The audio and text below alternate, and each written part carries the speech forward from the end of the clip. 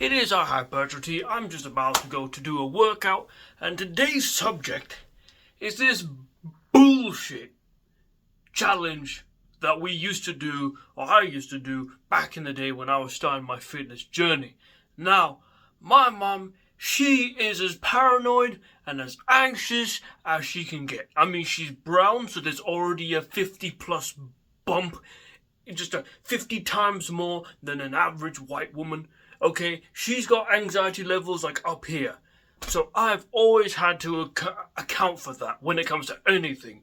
Walking down to school? No. Walking to the shops? Oh my goodness. Is there a slight gust of wind? So God forbid I want to do bench press. No, you can't do bench press. You can't pursue any hobbies that isn't completely safe or I have the ability to think is safe. So you're just going to be relegated to doing shitty push-up workouts for the rest of your life. At least that's what she thought I was going to do. So, when I was 14, I had to basically drop all the weight, which sucked because I loved them. The first time I ever tried them, I loved them. And I actually made a decent bit of progress instantly with the bench press, but nah. I have to do this shit I have to use the yoga mat. I was pretty much living on the yoga mat. And one thing I was doing on the yoga mat was what I was only the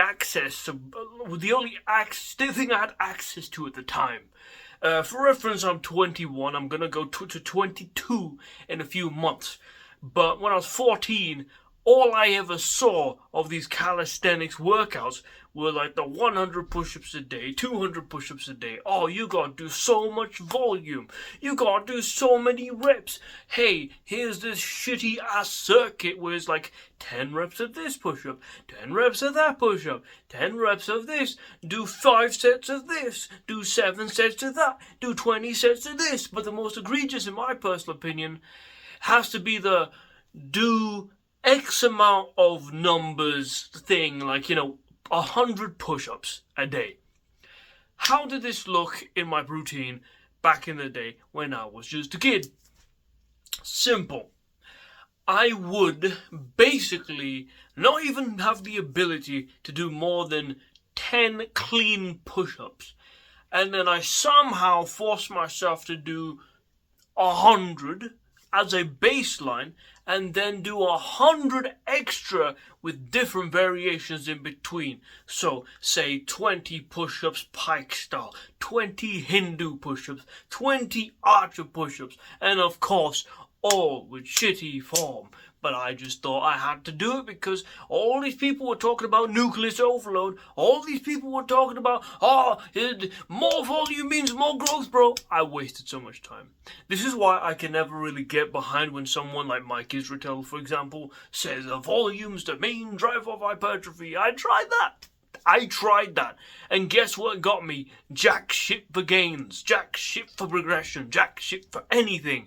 I'm telling you right now, I'm bigger than I've ever been, at least in terms of muscularity. I'm lighter than I've been in a while, but I've cut down recently. And I still have more mass than I've ever gotten. And the reason is not because of stupidly high volumes. Now, high volumes can work, and 100 push-ups can work for certain types of people. However, we need to discuss this whole thing with volume. People say it's the main driver of hypertrophy, when in all reality, intensity and the ability to progress is the main driver in of itself. You can do whatever you can get like a bar. You can get the bar and just rip it out with the optimal amount of sets according to some study that you haven't even read, but you just sort of took the interpretation from another person. And guess what? You're not going to gain shit in terms of muscle if you don't progress on it. What do I mean? Well, you can get the 20 kg friggin' barbell and then do this for 10, and then you just wait for a little bit, and do this for 10, for 10 sets in the session, do that 2 times a week.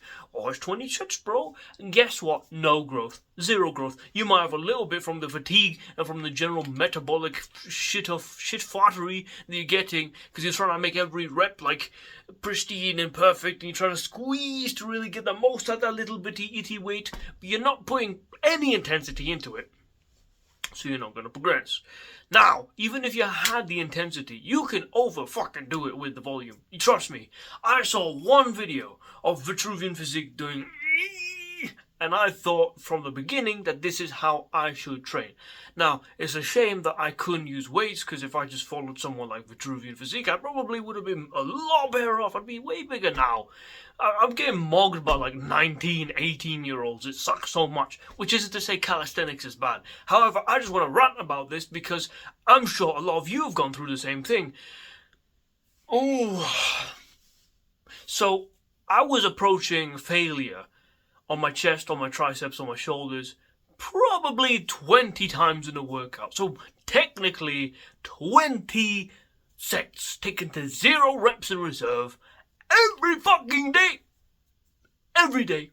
Because guess what? When you do like 10 reps, oh, it's not just 10 reps again if you're really pushing it and you can't get up. No. It's 10, then it's 8, then it's 7, then it's 7, but you just fucked up the form a bit. Then 6, then 6, then 4, then 3, and then 2, and then 2. And then you have to do on your knees. It's just so much work for nothing.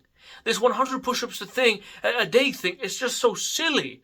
And the thing is, I believe that a lot of this mentality comes from powerlifters and people who are in other types of sports. What do I mean by this? Well, why is volume actually really good for you, despite what I say? You know, volume may not be the main driver of hypertrophy. I don't personally believe it. However, it can help to a certain extent. The thing is, I just don't think it's like the boss of hypertrophy. You have to push yourself first before you get your volume in, okay? Mike Israel says volume's the boss and intensity's the assistant. No, that's the other way around. Other way around entirely. Now you're going to say, he's got a PhD. Well, yeah, he's also the same person who says naturals should train more than pro bodybuilders, and in that case, I'm just a little when it comes to that sort of thing. And we've seen plenty of examples of naturals who've gotten on decently well with lower volumes than steroid users. I mean, that's not really controversial. This isn't to say there's a lot of people doing 1 set a week, but still, intensity usually is the main focus for these people in which it drives progression. Now, when it comes to volume in certain areas in certain periods of time, when you're out here trying to really push that weight, right? Maybe you get to a point where 3 sets isn't enough to provide stimulus more potent to actually boost up hypertrophy to a certain extent. The one could also argue you may need to do less because you're so big and so strong that you won't need as much to stimulate you. There's these two trains of thought. Regardless, one has to always work up to these numbers, whether it is the ability to push yourself so hard that you can't really guaranteed recovery for your next session if you were to keep high volumes, or you push the volume up a little bit. People talking about Arnold doing all this volume. Maybe it wasn't that volume that actually got him big. It was the fact that he was big that he needed to do the volume, which feeds into each other. It's the cart before the horse thing. So how does this relate to push-ups? Motherfucker, you're a beginner. You can grow off anything. I mean, most of the time, people who do these 100 push-ups a day are beginners. Also, when it comes to other sports, when they're doing lots of volume, lots of it's usually because of a skill. Now, this will be important because I will discuss this, but all of these people saying, bodybuilders are stupid and silly and Billy, bro, because, like, they get fatigued from doing bench press. Meanwhile, I'm training so much, doing all the... Well, yeah, but you're not necessarily going to super-duper muscular failure like some people are. Which is to say that doesn't mean you are not fatigued. And I'm telling you right now, if you go to Muay Thai, you're going to be sore as shit the first few times. It will be the case. However, we have to consider that a lot of the times when people do a lot of these high-volume workouts, a lot of these athletes are trying to hone in on technique. As bodybuilders, we only need a baseline of technique, and volume's really good for making sure you get enough technique to be able to push on and on and on without having to relearn the movement again and again and again. This is why a lot of HIT guys love machine... I just pulled on my own hair. They love machines, right? Absolutely love them, and there's no shame in that. But that is indicative of the fact that they aren't able to. I mean, imagine like a HIT guy training once every 2 weeks on his legs, and he has to try and practice the front squat again and again. That's silly Billy shit. So, when it comes to push-ups, the only time I personally think such a high volume and high frequency approach could be useful is if you're so far away from failure and you're using it as a way to properly hone in on technique to make sure you're hitting your chest. I mean, goodness gracious me, it took me years to be able to finally consistently hit my chest. Lots of the time it was like one day it was triceps, one day my left tricep was more sore than my right, which fucking sucked. One time it's my shoulders, another time my shoulders just hurt. Another time I'm getting a really disgusting fucking stimulus to my chest, and then it goes back to the others, Sometimes I don't even feel anything, which feeling isn't necessarily going to be the best gauge of if you're getting stimulus or not, because guess what, dingle nuts? Half of you don't even have the muscle for the mind-muscle connection, which I will discuss in another video. However, when it comes to push-ups, though they may not be the most technical, what you can learn from all of these athletes and all these people who are out here on the rings trying to hone in on their technique for hours at a time, you could basically do what is greasing the groove. Now, this is the key to learning proper technique. This is like the key to really unlocking the benefits of 100 push-ups a day. I don't think it's entirely useless. It's just when you're trying your best to get like a proper stimulus from it, you can't, okay? Because you need to be able to only reach a certain amount of stimulus, right, before you eat into your recovery. Like, as Mike Menser once put it, you only needed one sperm put into your mother's pussy to be able to actually get, a baby coming out of you. Which, I mean, it doesn't mean you only have one, but that's the one that's really required. The others are just like backup. It's like, what? If you're lucky, you get twins. If not, at least you can't say you didn't put enough in. However, if you tried unloading 50 fucking busted nuts into your mother, don't do that because that's incest. You know what I mean, though? It would probably make her explode, like literally explode. Or in this case, you overtrain, you never recover, you stay small like I did. Brother, I look the exact same. I feel so bad because it's like these last couple of years I've been gaining way more in terms of my noob gains. Way more than that time where I was a complete noob. Why? Because I was all about, you gotta drive volume in, bro. You gotta push it like you're fucking Baki or whatever. Guess what? This isn't a fucking anime. You can sleep as much as you like. You can eat as much as you like. You can have 50 pounds of body fat on you. If you're outdoing yourself in terms of volume, you're not gonna get yourself the gains you need. And, oh my goodness. Again, you only need a certain amount, and if anything above that can hinder yourself. You see all these bodybuilders who are big doing all this volume. That's because they need it. They've earned the right to add a set in order to push progression, and even then, a lot of them go back on it. Jeffrey Verity Schofield, he's like 22 sets, 24. Well, I think it was like 30 sets for back, and he's recently gone down to 22, if I'm not mistaken. So for a complete hypertrophy stimulus, with that fact in hand, along with the fact that the only way to quote unquote progress with 100 push-ups is to do more push-ups, which my dumbass somehow tried to do and did, in lots of pain, you just forget about that. Just forget about that, okay?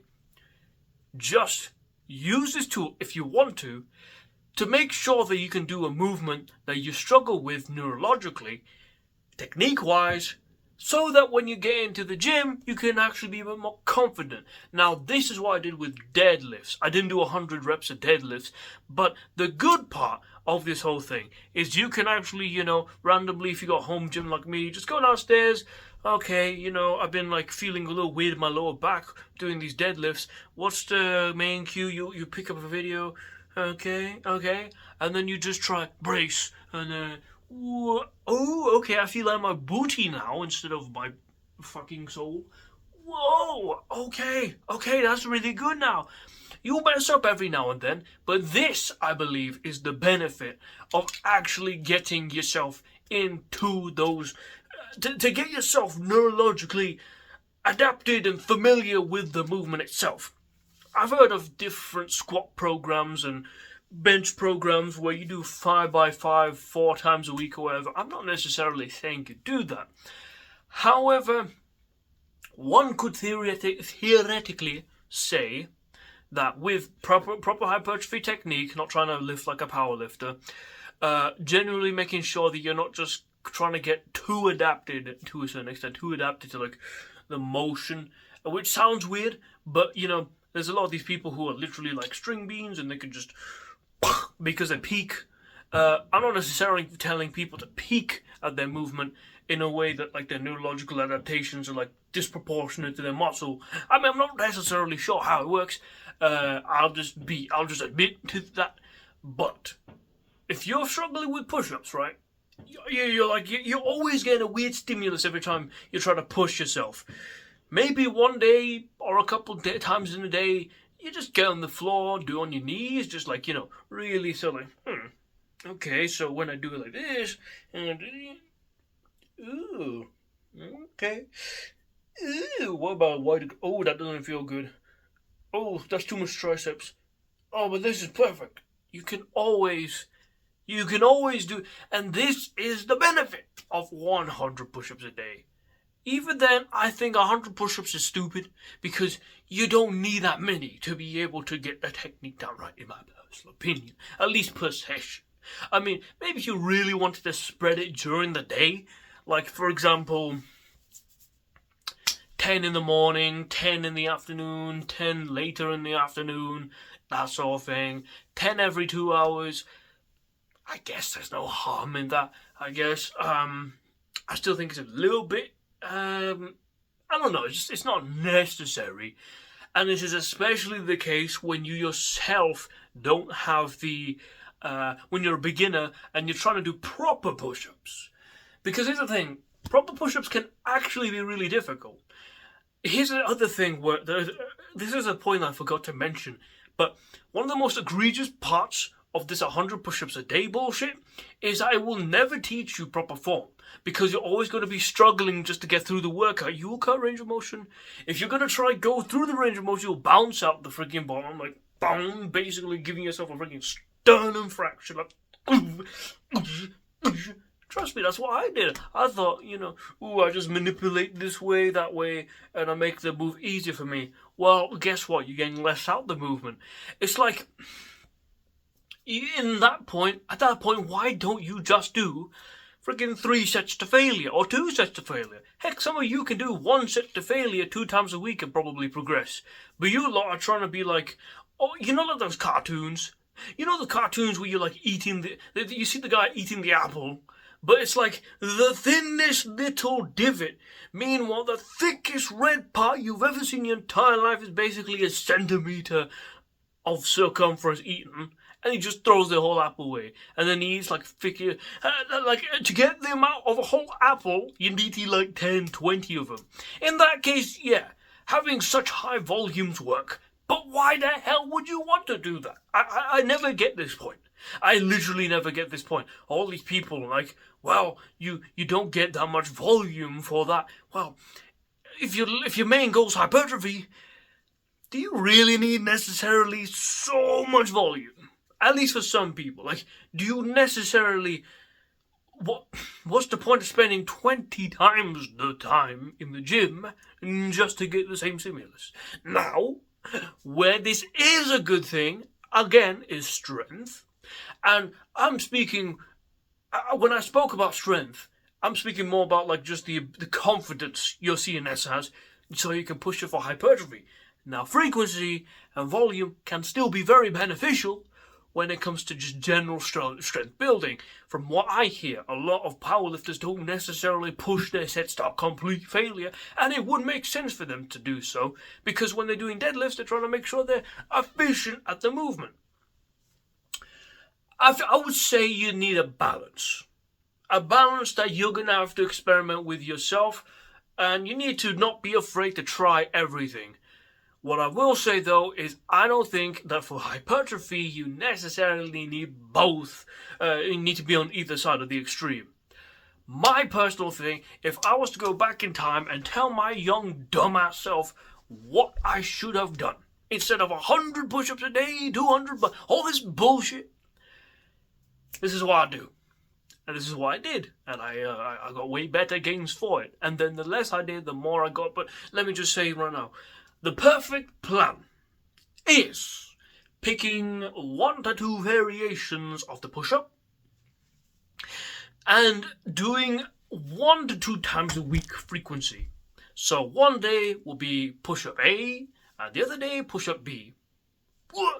Sorry. That's so stupid. Now, with those sets, you don't focus on, oh, can I get it to 50? Can I get it to 70? No.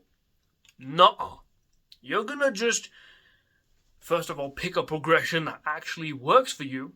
Like, you're not gonna do decline push-ups when you're gonna do 2 inches of range of motion. Don't do that bullshit I did. No. You're gonna do 2 sets. That's right, 2 sets. In fact, you know what? I'm gonna go even further. You're gonna do 2 warm-up sets and 1 all-out set. But 1 set is not hypertrophy. Listen, if you're a beginner, it's going to be very, very much hypertrophic. But the 2 warm-up sets makes it so that you are primed for that 1 set. Because there's nothing more valuable when it comes to hypertrophy training than both just the ability to balance your ability to be neurologically adapted to the movement but not trying to peak too much like a powerlifter for results that you won't be happy with. And the ability to push yourself hard. That, the 2 warm-up sets, heck, you can do 3 if you want. It'll still be a little stimulative, just being able to, get the feel for it. And then you do 1 all-out set, good technique. It doesn't have to be super perfect. Have a good technique, and always looking for that rep slow down where and you think you're stuck. Just push through that bullshit. There. 1 set. Now, you could say you can do 1 to 2 reps in reserve, like a lot of these people. But how do you know what 2 reps in reserve is? Mike Israel doesn't know that. He's doing leg extensions, and it's at the speed of light before he racks it. Which isn't to doubt him or his expertise to all extents, but if he messes it up, what's to say that you won't mess it up? So, when it comes to I saw this one clip a bunch of times, multiple. I'm sure a lot of you have seen it in the past too, where it's like, oh, don't push hard, bro. Just do more. Just do like instead of doing 10 push-ups and being sore, just do like 2 one day, and then 2 the next day, and then 2 the next day, and then you get like way more stimulus, or like 3 or 4 or whatever. I don't personally buy that, to be honest. I mean, you could say it kind of works, but at the same time, you do get used to that soreness, and then you eventually get over that soreness, and you can do it more frequently. So, what is the actual conclusion to all this? I don't want you to focus on a specific number with 2 or 3 digits or whatever. Push yourself in the 1 to 2 sets you're already doing, and make sure it's pristine, because you're going to have to undo all of that shitty learning if you don't do that otherwise, okay? The amount of time it took me to unlearn crappy technique, and the amount of times I've had to reset my technique, because I'm always about that volume, and then I progressively cheat more and more back to what I was doing before, and I'm like, oh, I have to reset my technique, and I do it, and I'm back to the same place I was when I was doing proper technique a while back. Never forget about that. Just proper technique, It doesn't have to be Mike Israetel. It doesn't have to be Max Ucida 50 centuries eccentric. No. It could be a 1 to 2 second eccentric. Just make sure you get a good stretch, a decent enough contraction, and rest. And rest. I know you. You are anxious that you're not going to get enough stimulus from 1 to 2 sets. No, forget about all that. I got most of my gains when I rested properly. Or at the very least I lowered my volume. It seems almost like the lower the volume, the more gains I got for a certain extent. Now, eventually, it'll have to go up again. I don't know what split I'll be doing now, or like afterwards when it really gets to higher volumes. Even then though, I'm sure that I can make do with the volume I have now, which is fucking low compared to what I did in the beginning. All these people talking about volumes to mains, hypertrophy. If that was the case, I'd be Ronnie Coleman by now. I would. I really would. You have no idea how much I busted my balls. But recovery is so much more important than anyone makes it out to be. It's actually nuts. People telling you to do 4, 5, 6 times a week training for a certain muscle group. I cannot buy that BS. You only have a certain amount of energy, a certain amount of ability to grow muscle. If you even were able to get like a slight little itty bitty percentage boost in terms of hypertrophy, a lot of that's actually going to be muscle swelling, and a lot of that's going to probably lead you to a closer proximity, not to failure, but to injury. Straight up injury with overuse. So that's why I say 2 variations of push-ups about 2 times a week. I'd say Monday you could do the normal push-up, and then Thursday you could do like a fucking close grip push-up. However, if you want to integrate the 100 push-ups a day, do a little, you could do like, just before that day, you could do shit on your knees, or, a couple days after, you could do, just a little technique checkup if you really want to. I still think it's not the most necessary. However, when you are a beginner, it is nice to get a little touch up on that technique to be able to not waste your time on the session where you're supposed to be gaining muscle, just trying to figure out your hand placement, okay? I know I said this whole thing convoluted. I hope it comes out okay. I'm not editing this though, so you're gonna just deal with it. If only I had the glasses. Hold